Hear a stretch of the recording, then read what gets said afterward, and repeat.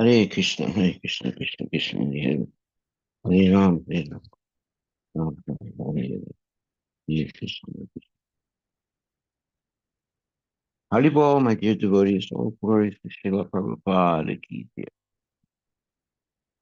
Today we're hearing from Srimad Bhagavatam, Canto 3, Chapter 25, Text 24. Is that right? Yes.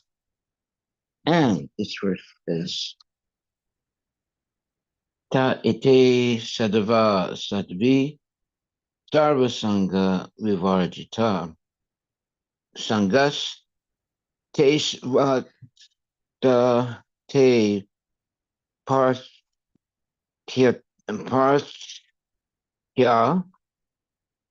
sangas dosa parahite. O my mother, O virtuous lady, these are the qualities of great devotees who are free from all attachment. You must seek attachment to such holy men, for this counteracts the pernicious effects of material attachment. Okay, so purport by His Divine Grace, A.C. Bhaktivedanta Swami Prabhupada. Kapila Muni herein advises his mother, Devhuti, that if she wants to be free from material attachment, she should increase her attachment with sadhus or devotees who are completely free from all material attachment. In Bhagavad Gita, 15th chapter, verse 5, it is stated, who is qualified to enter into the kingdom of Godhead? It is stated there, Nirmama Moha Jita Sangha Dosha.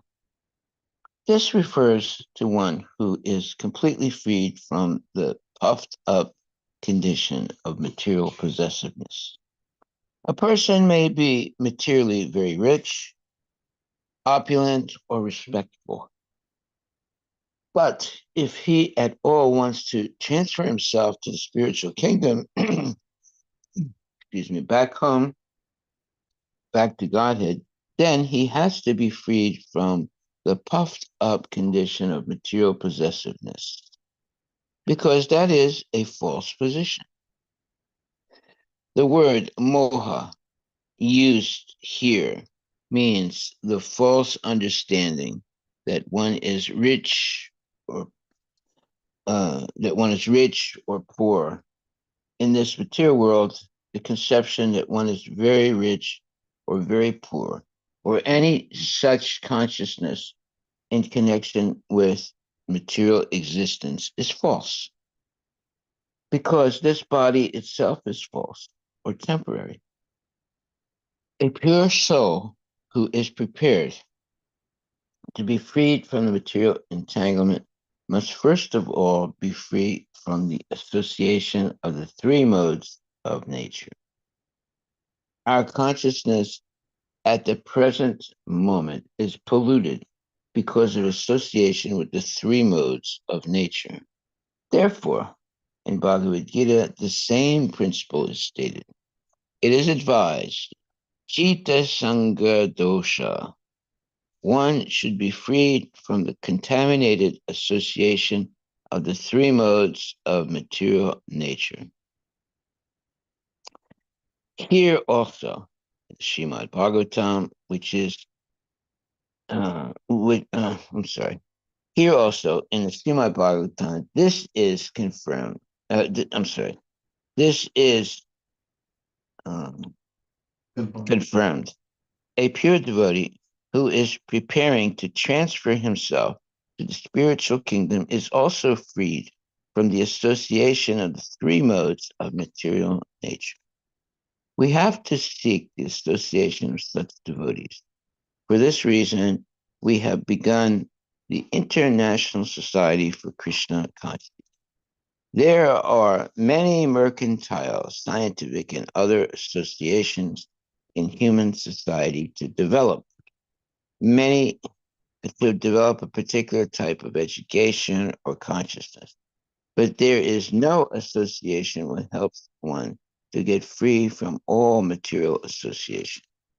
If anyone has reached the stage where he must become free from this material contamination, then he has to seek the association of devotees, wherein Krishna consciousness is exclusively cultured.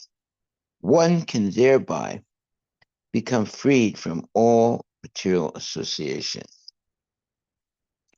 Because a devotee is freed from all contaminated material association, he is not affected by the miseries of material existence.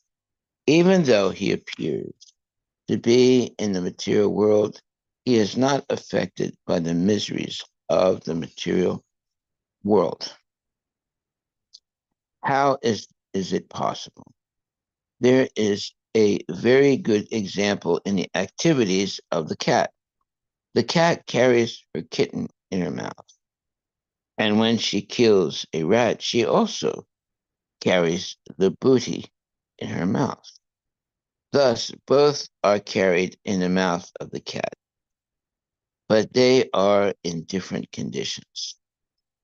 The kitten feels comfort in the mouth of the mother, whereas when the rat is carried in the mouth of the cat, the rat feels the blows of death. Similarly, those who are sadhava or devotees uh, engaged in Krishna consciousness in the transcendental service of the Lord do not feel the contamination of material miseries, whereas those who are not devotees in Krishna consciousness actually feel the miseries of material existence. One should therefore give up the association of materialistic persons and seek the association of persons engaged in Krishna consciousness. And by such association, he will benefit in spiritual advancement by their words and instructions. He will be able to cut off his attachment to material existence. Srila Prabhupada ki jai. Haribol, Haribol. All right, so this is all about how one can cut their uh, association with mundane people and mundane life. And that is a prerequisite for someone who wants to be a devotee. They have to cut off all association with mundane people and mundane talk and mundane activity and take up the association of genuine devotees and always be serious about practicing Krishna consciousness in the association of genuine devotees. So, therefore, it says Jita Sangha Dosa. Jita Sangha Dosa. What does that mean? That means that uh, one should be freed from the contaminated association of the three modes of material nature. Yeah, there's goodness, passion, and ignorance. So here is saying that one should be freed from the contaminated association of the three modes of material nature. And also in the Srimad Bhagavatam, this is confirmed. A pure devotee who is preparing to transfer himself to the spiritual kingdom is also freed from the association of the three modes of material nature. That's goodness, passion, and ignorance. We have to seek the association of such devotees. For this reason, we have begun the International Society for Krishna Consciousness. There are many mercantile, scientific, and other associations in human society to develop a particular type of education or consciousness. But there is no association which helps one get free from all material association. If anyone has reached the stage where he must become free from the material contamination, then he has to seek the association of devotees, wherein Krishna consciousness is exclusively cultured. One can thereby become freed from all material association. Okay, so we should seek out the association of genuine devotees. Yeah, because if we're associating always with materialistic people, guess what? We become materialistic also. But if we are always associated with genuine devotees, then we will also become a genuine devotee by good association. Like, for example, a person who develops very good qualifications, such as bathing regularly and putting on clean clothes and having good hygiene, and along with that, practicing Krishna consciousness seriously. Such a person is called a devotee. Now, a devotee who never bathes, uses foul language, that's not a devotee.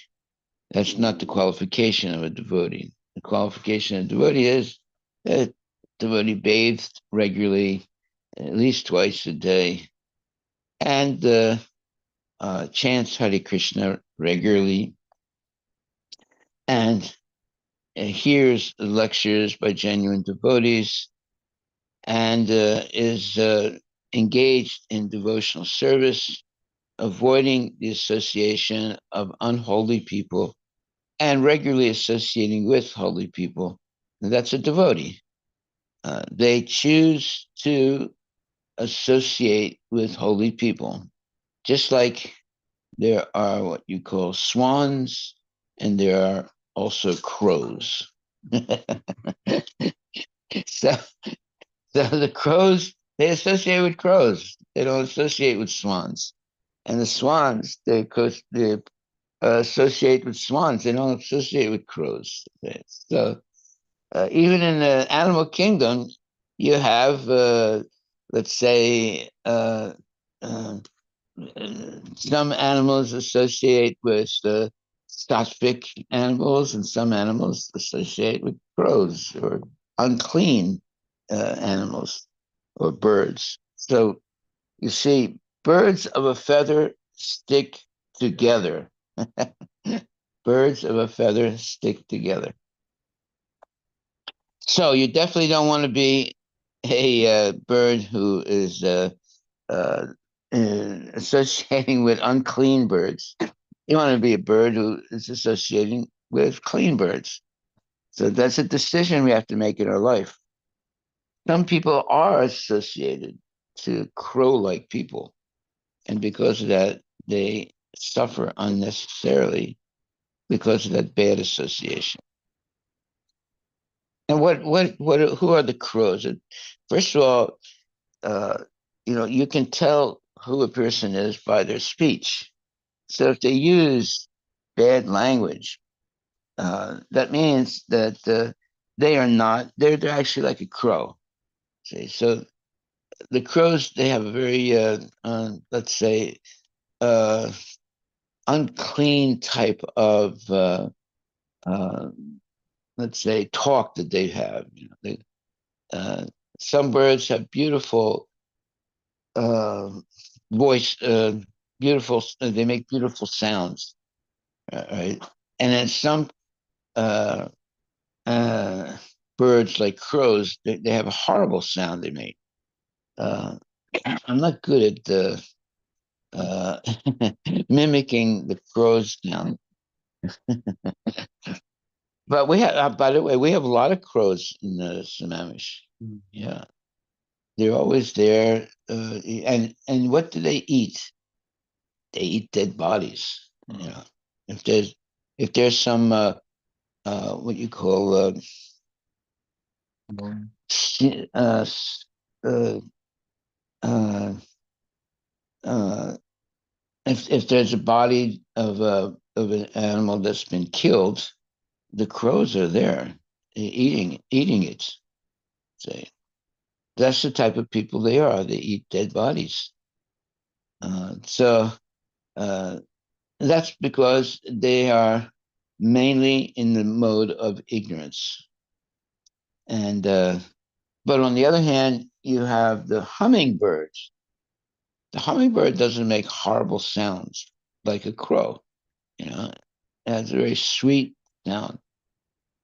So even amongst the birds, there are birds that are in the mode of ignorance and birds that are a little bit more in the mode of goodness.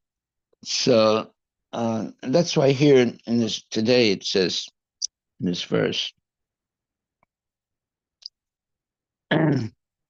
uh, there are many mercantile, scientific, and other associations in human society to develop a particular type of education or consciousness.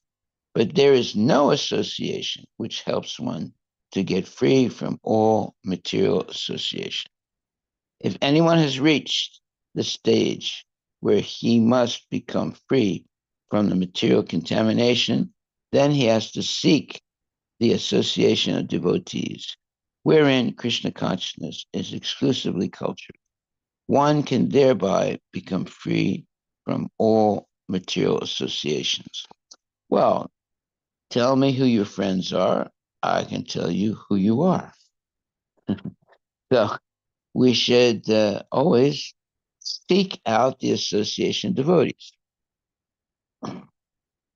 wherein Krishna consciousness is exclusively cultured. One can thereby become freed from all material association.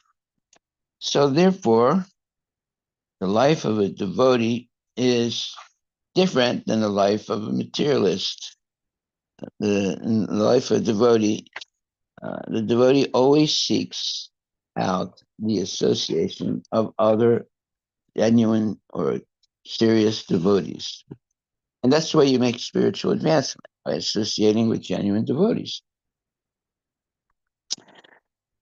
One who has firm faith in the Supreme Personality of Godhead becomes fixed, and his attraction for association with the Lord and the devotees increases. Association with devotees means association with the Lord. That's a nice statement. Association with devotees means association with the Lord. The devotee who makes this association develops the consciousness for rendering service to the Lord. And then, being situated in the transcendental position of devotional service, he gradually becomes perfect. What does perfect mean? Uh, that means that you don't make any mistakes. So, therefore, there are many different types of mistakes. There are mistakes due to, well, mistakes are usually due to making, uh, not being properly educated and eating bad things and speaking bad things and associating with bad people and so forth. So, uh, just like swans do not associate with crows. Swans, they know how to separate. Um, what is it? Let me see. Um, they know how to separate. Milk from water. Yeah, milk from water. Right, exactly. They know how to separate milk from water. But crows, they don't know how to do that. They just eat the contaminated things. So Even in nature, you have animals that are more in the mode of goodness, or animals that are more that are in the mode of passion, and animals that are in the mode of complete ignorance. The animals in the mode of ignorance, uh, they're like snakes and other meat eating animals, and they eat dead bodies and things like that. Uh, like for example, when there is a uh, a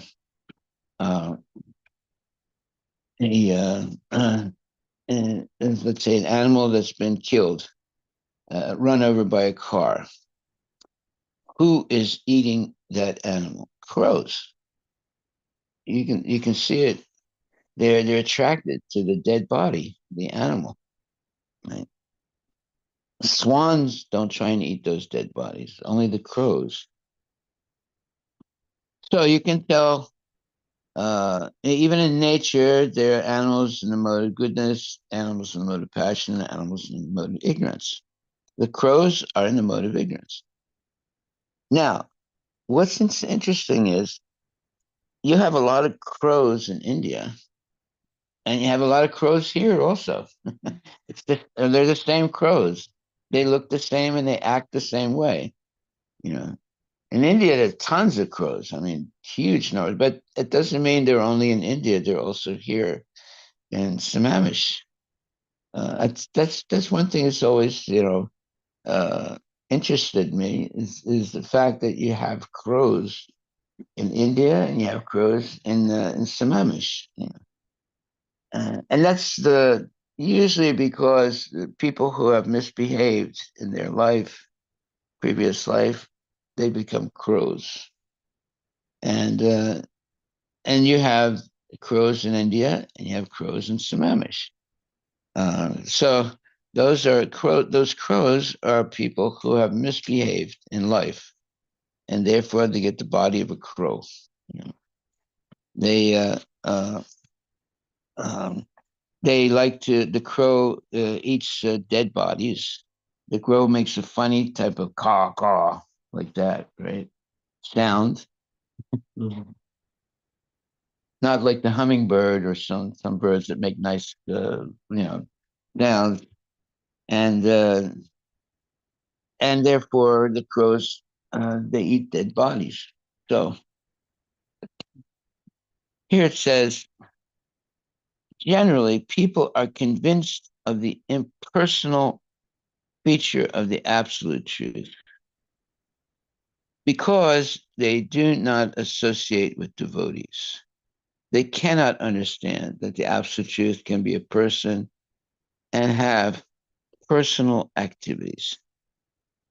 This is a very difficult subject matter, and unless one has personal understanding of the absolute truth, there is no meaning to devotion.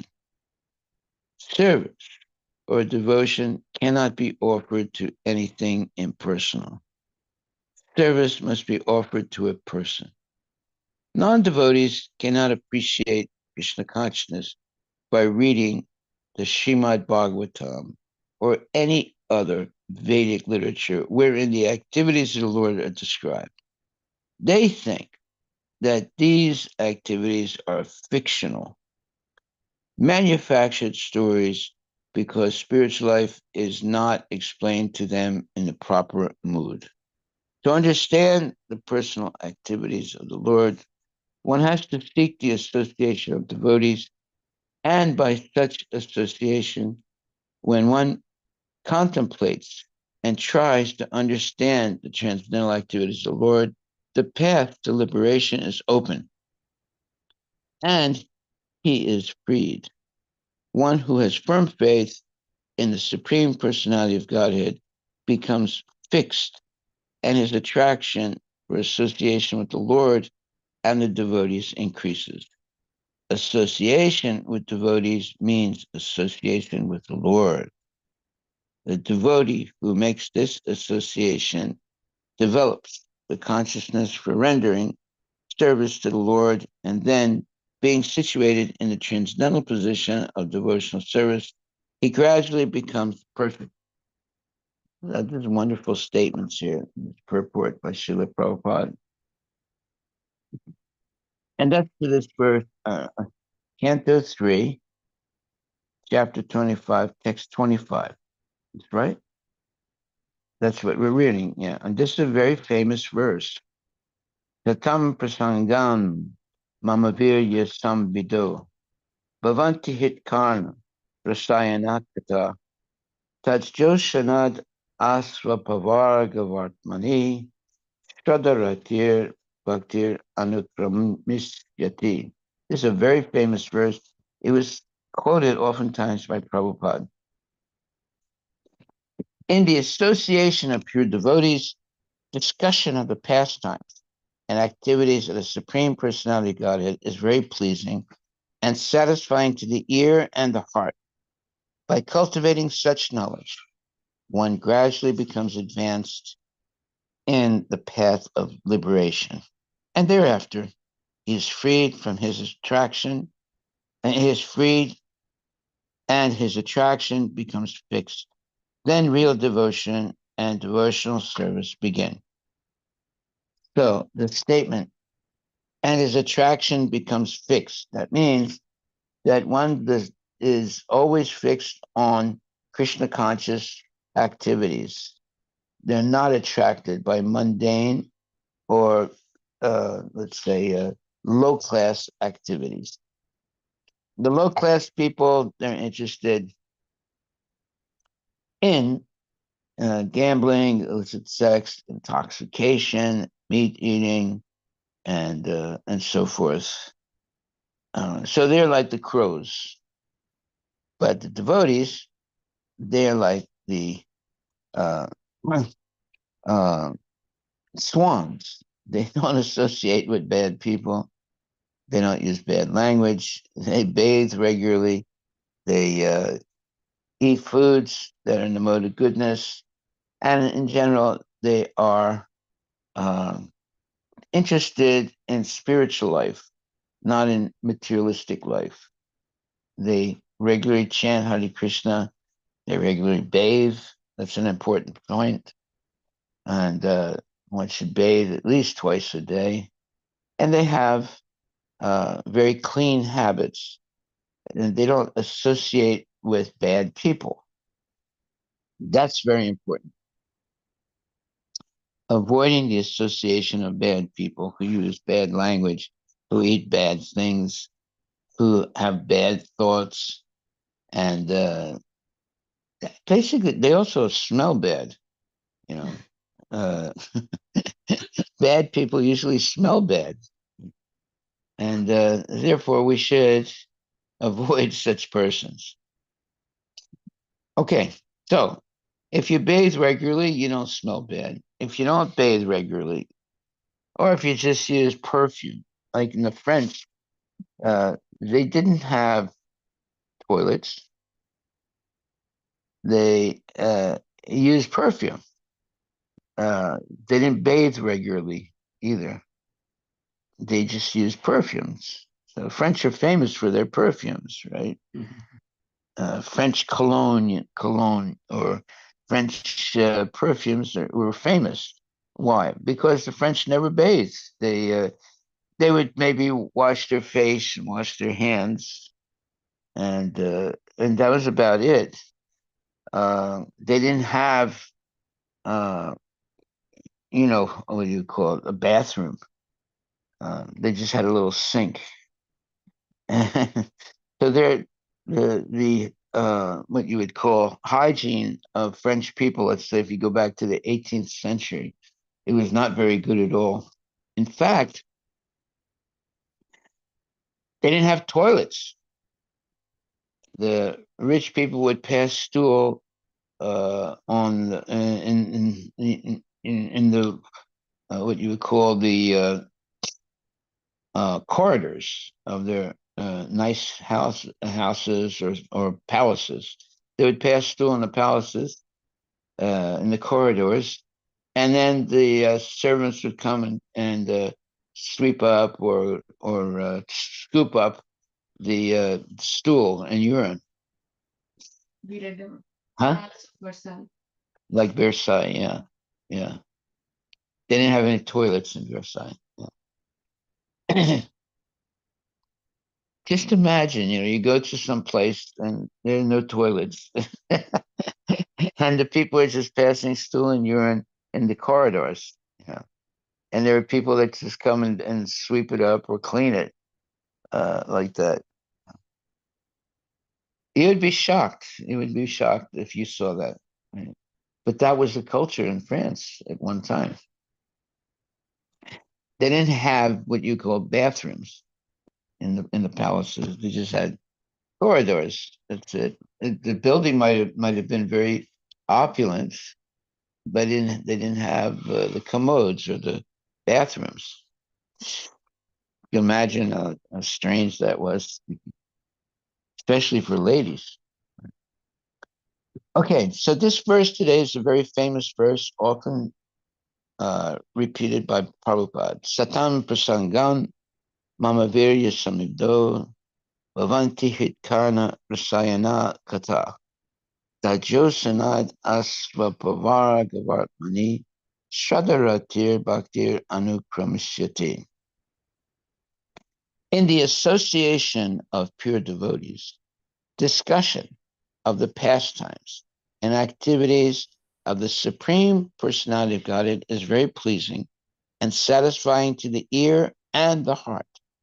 By cultivating such knowledge, one gradually becomes advanced on the path of liberation, and thereafter, he is freed and his attraction becomes fixed. Then real devotion and devotional service begin. Very important verse. This verse was often repeated by Prabhupada. And in the purport, it says the process of advancing in Krishna consciousness and devotional service is described here.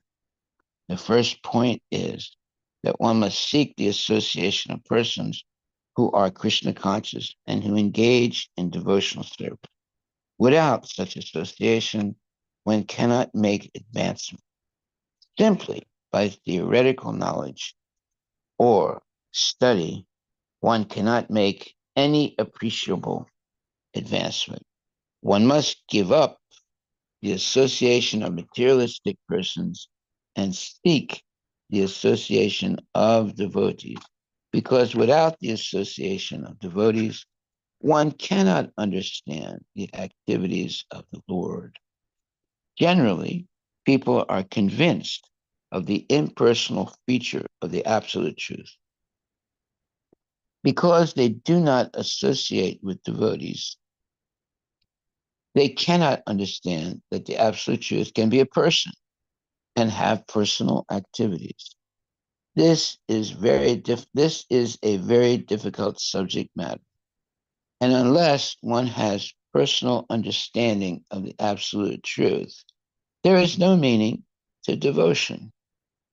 Service or devotion cannot be offered to anything impersonal. Service must be offered to a person. Non-devotees cannot appreciate Krishna consciousness by reading the Srimad Bhagavatam or any other Vedic literature wherein the activities of the Lord are described. They think that these activities are fictional, manufactured stories because spiritual life is not explained to them in the proper mood.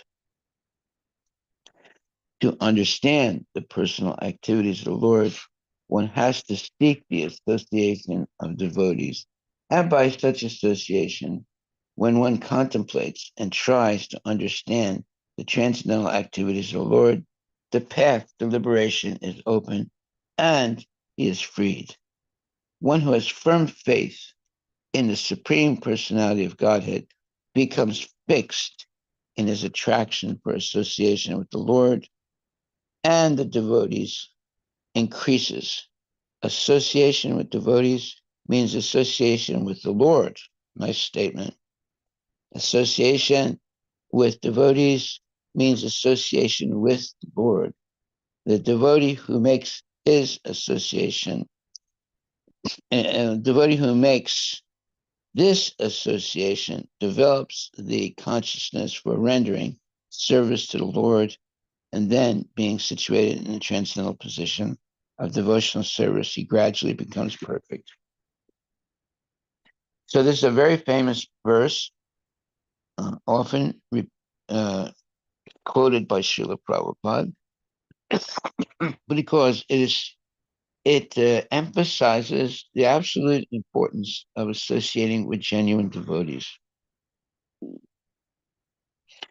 And that's why it says, in the association of pure devotees, discussion of the pastimes and activities of the Supreme Personality of Godhead is very pleasing and satisfying to the ear and the heart. By cultivating such knowledge, one gradually becomes advanced on the path of liberation, and thereafter he is freed and his attraction becomes fixed. Then real devotion and devotional service begin. Well, if there's is real devotion and real devotional service, that implies that there is not real devotion and not devotion, not bona fide devotional service. So, yeah, there are movements where they're not really engaged in devotional service and not really, let's say, fixed in their devotional service to Krishna. They might not even believe in Krishna. They believe in mundane things, but they think those mundane things are spiritual. So in the animal world, you have animals like the swan, and you have animals like the crow, right? So obviously the crows associate with the crows, and the swans associate with the swans. They don't mix, right? And you have the same thing in the material world. You have the bars where the crow-like people go. They talk nonsense and they drink liquor or some kind of intoxicant, and their main thing is how to make some money and how to engage in illicit activities. And you have temples where people bathe regularly. Like even the Muslims, when they enter a temple, they have to wash their hands and arms and their feet and so forth before they can enter the temple. Right? So that's is that perfect hygiene? Not necessarily perfect, but it is the attempt to be hygienically clean before you enter the temple. It's not simply you take your shoes off, but you also have to wash your feet, your hands, so forth. Some temples in India, Maharaj, Yeah, where when you are entering, yeah. there is a flowing water. Ah, You have to wash your feet. I mean, you have to step in and your feet is washed to enter. Haribol. So they basically put a pipe just along the way, Yeah. and then they make holes into that pipe. That is one Prabhu. There is in Karnataka, I'm not remembering the temple.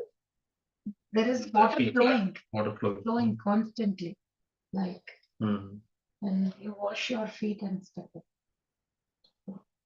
We should have that in our temple.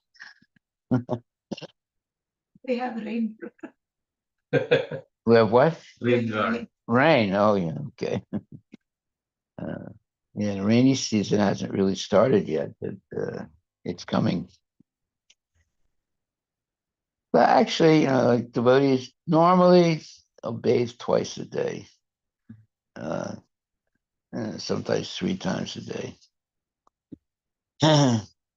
But the hygiene of non-devotees obviously is not very good.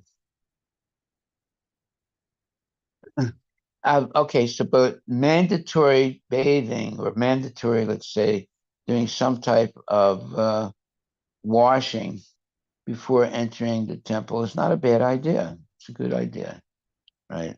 So we should not enter the temple if we're unclean. Okay, so everything that the Muslims do are not exactly bad. Some things that they do is actually good. All right, but yet they'll eat meat. One time, this Muslim man brought his son, and he heard about me, and he wanted me to, give advice to him how to help his son become free from sicknesses. His son was always getting sick. So the first thing I told him was, well, he's going to have to become a vegetarian.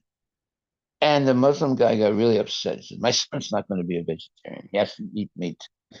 Then I didn't want to argue with him about that because he was really adamant. He has to eat meat. Now, why is he so hell bent on feeding meat to his son? Because he's a demon. He just wants his son to eat meat and flesh of dead animals, to maintain that, let's say, carnivorous consciousness. So anyway, I didn't argue with him. I said, okay, well, fine, that's what you want. But you see, he could understand that if you eat meat, then it's something that is related to Hinduism. And he didn't want his son to be like that. He wanted to be, strong, a meat eater, right? He associated eating meat with strength and being a vegetarian with weakness. Right? But yet, the strongest animal in the world, the elephant, is not of carnivore. The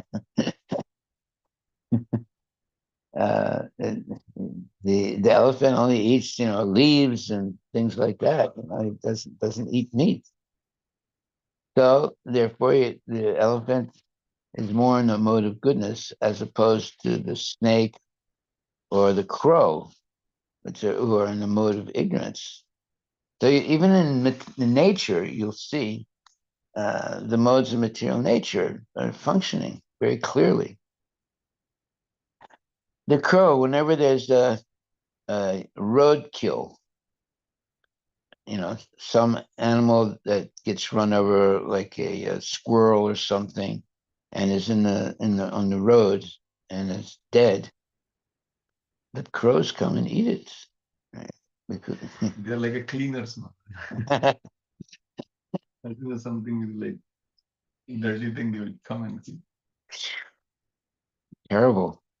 But that's their, attraction. Their attracted to roadkill, dead animals in the streets. You don't see any human being picking up the roadkill and taking it home and cooking it and eating it. That'll never happen. Uh, but you'll see the animals, certain animals, especially crows, they'll eat the roadkill, and for them it's normal. So you see that in nature there are animals in the mode of goodness, animals that are in the mode of passion, animals that are in the mode of ignorance.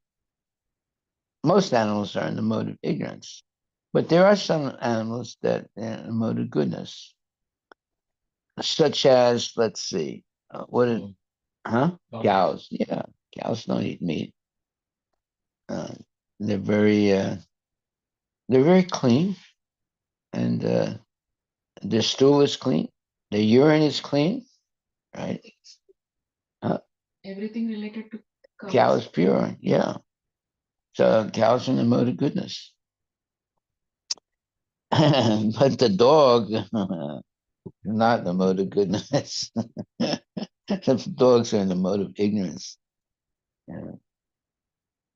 So, unfortunately, people say, yes, dog is my friend and cow is my food. And that's wrong. It should be the other way around. The and cows should be your friend, and because you're nonsense, you can eat dogs. But they won't eat dogs. If you give someone dog meat, usually they'll reject it. Why? Because they think dogs are unclean. But on the other hand, they'll eat cow meat because they think cow is clean. And dogs are unclean. I mean, the Muslims, do they eat dogs? No. They don't eat pigs either. You know, uh, but yet uh, they consider certain types of meat as being clean, and they can eat that. I don't know about birds, but they'll eat cows. I say so. At least they recognize that the cow is clean. Right?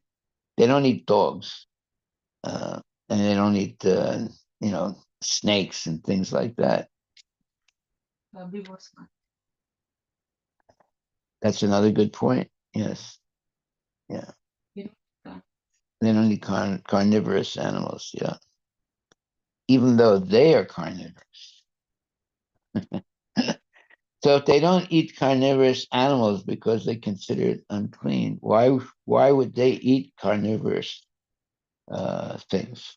I mean, they don't eat carnivorous animals like the uh,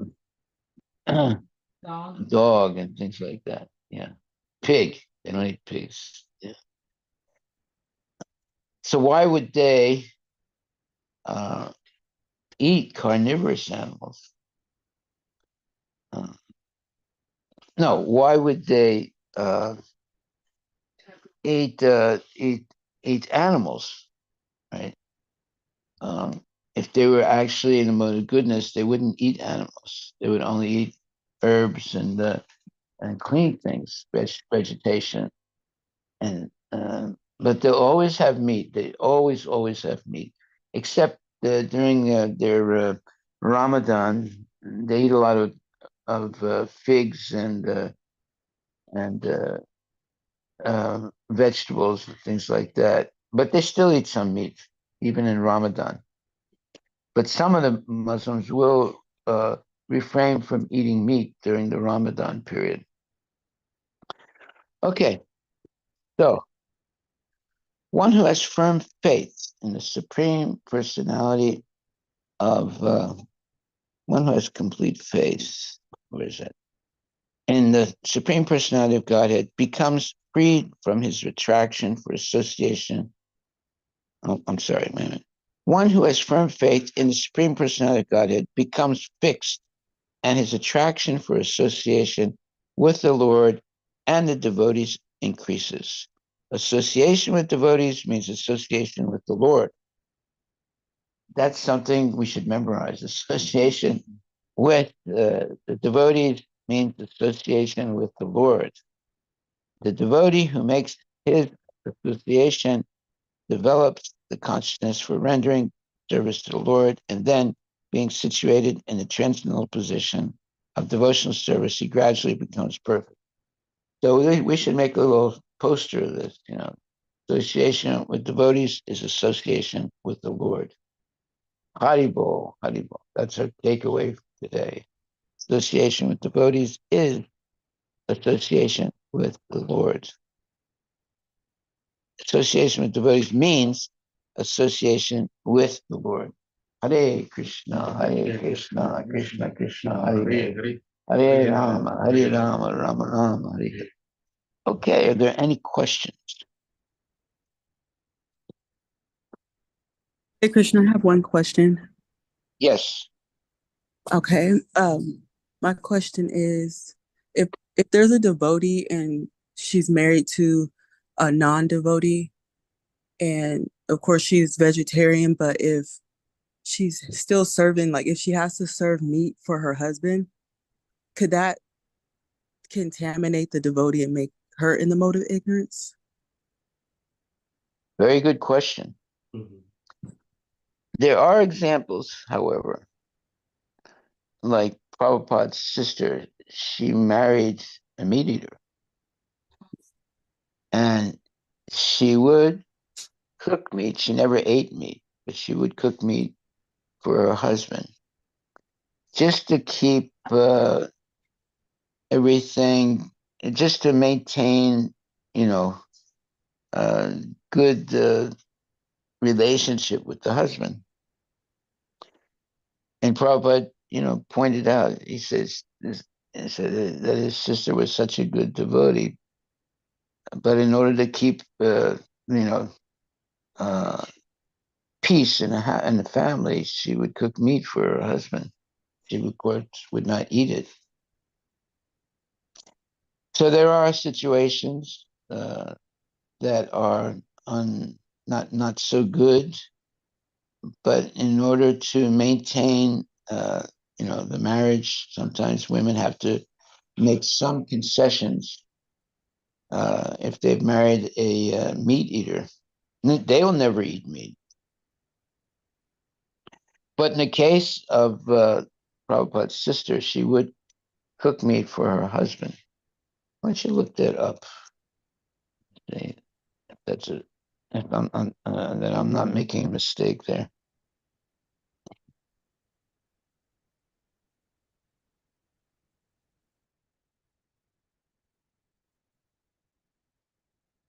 So anything related to, uh, you know, eating meat, uh, uh, killing animals, and um, also um, selling meat and taking meat from one place to another place, and any relationship with dead animals as food and so forth is actually condemned.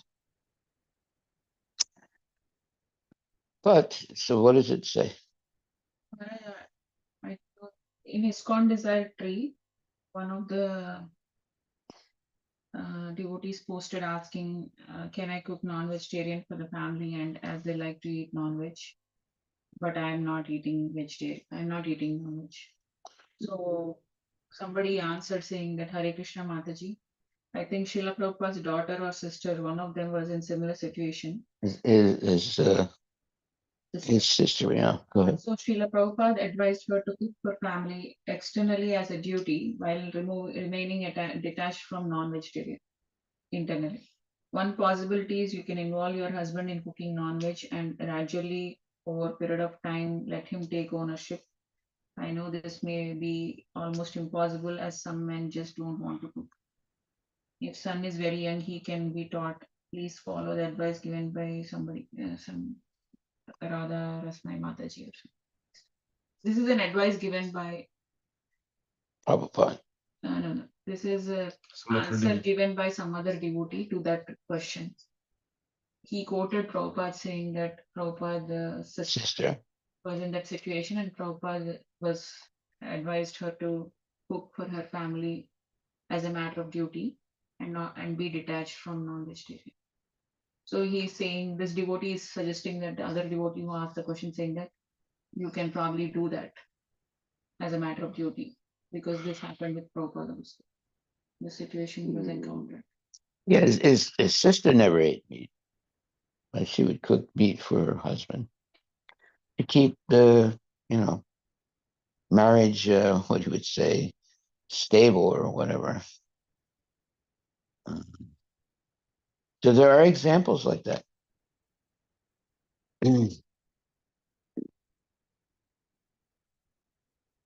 His sister was a pure devotee. I mean, I met her, and she was a very nice lady. Very, very. She looked like Prabhupada. And one time they were together. I remember walking somewhere, and I was watching them. And Prabhupada was with his sister. They were walking somewhere, and I was watching them and following them a little bit. And she looked like Prabhupada also. She had very similar facial characteristics, looked very much like Prabhupada. And she was a very nice lady. One time, Mm. There was one devotee chanting some mantra, and she walked over and she was listening a little bit, and then she stopped him and said, "No, no, you're not chanting right." And then she started chanting. She was a real character, a really nice lady. Yeah, one time when Prabhupada was giving a lecture, his sister was, all the ladies, when they saw her sister enter the temple, but she stayed on one side where where Prabhupada couldn't see her, right? And she motioned to the ladies, to bring a chair, right, for her. So they brought a chair, and then she came in to the temple room and sat down in the chair. And during Prabhupada's lecture, she fell asleep in the chair. And Prabhupada noticed it. And also, uh, because she didn't wear a bra, one of her breasts, sort of uh, became visible. And then the ladies, woke her up, and she straightened out. And Prabhupada, when he saw this, he said, what is she doing? He was upset. And so the next time she came, she did not come all the way into the temple. She was, in a corridor leading into the temple. And so that Prabhupada couldn't see her, right? And then she motioned to the ladies to bring a chair to where she was standing, right? So she could sit down and Prabhupada couldn't see her. It was very funny. Uh, I, and so uh, she didn't want, Prabhupada to chastise her. Right? So, so she put the chair in a place where he couldn't see her, right? But she could see him, or at least hear him. Yeah, yeah. They had it's brother and sister, so they had brother and sister relationship. Hare Krishna. But she loved to cook for Prabhupada. She would cook every chance she had. She would cook for Prabhupada, and he liked her cooking. Even when he was very sick, the devotees didn't want her to cook because she was always cooking with a lot of ghee and a lot of opulent things. And but Prabhupada got upset when he found out that the devotees were not letting her cook for him, and he insisted to let her cook for me, even though it was not good for him to eat such opulent food at that time. But he wanted to, he insisted that she could cook for him. So, that relationship, brother and sister, was very prominent. Haribo. All of those are any questions or comments? In India, the temples, there will be place before we enter the temple. There will be wells, well, What? well, The water well. water well. Oh, well, You have to draw water from the well, and then you have to wash your feet. Then only you can enter the temple. okay. Or in towns there will be taps. Yeah. So where you can wash your feet. Without washing feet and hands, you're not supposed to enter the temple. Right. That is a custom in India. It's good custom. Yeah, but nowadays there's nothing like that. But earlier it used to be. Oh, really? Yeah. And I mean, still for the old temples it is there. yeah. In the new temples, I don't know if it is there. It's a good thing to do. Yeah. Very good thing to do. Wash your feet and hands till you go. Mm. to the temple. But the Muslims, they wash their feet, their hands, right? But they don't wash their mouth. Do they wash their mouth? I don't think so. And also, they don't eat any carnivore animal, Maharaj. Who? Muslims. They eat only Oh, only vegetarian. they're only eating herbivores. Herbivores. And for them, the animals that are strictly prohibited is pig, boars, and swine. Okay. And so are the meats of carnivorous animals such as lions, tigers, cheetahs, dogs, and cats, and birds, which prey on eagles, falcons, vultures. But they eat cows. Cows are herbivores, right? I know, but cows are sacred, right? Yeah. In fact, when a Hindu becomes a Muslim, the first thing they do is force them to eat meat. Right? So, cow's meat, especially. Yeah. Yeah. So that is really bad because cows are sacred, but not for Muslims.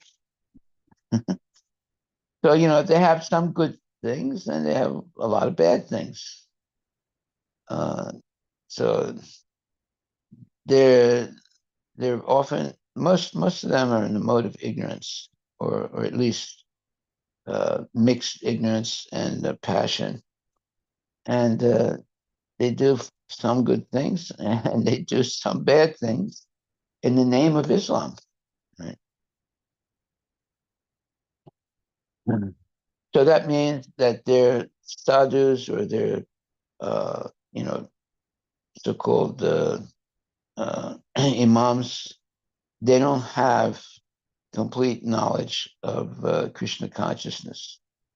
Therefore, they will do things that are actually sinful without even knowing that it's sinful. Yeah. Therefore, Prabhupada talks about that. He says, well, in some religions, they eat meat. In other religions, they don't eat meat. But the Muslims will eat only certain types of meat and refrain from other types of meat, like eating crows and eating snakes and eating this, eating that, dogs and cats. Anyway, we should be very thankful that we're coming in contact with Vaishnavas and the Vaishnava culture. That way we don't have to guess. We know what's right and what's wrong. The Muslims haven't figured out a lot of things that they do that are wrong. They do some things that are good, no doubt about it. But they also do other things that are wrong and they think it's right. So we will not worry about that because we should strictly follow Krishna consciousness.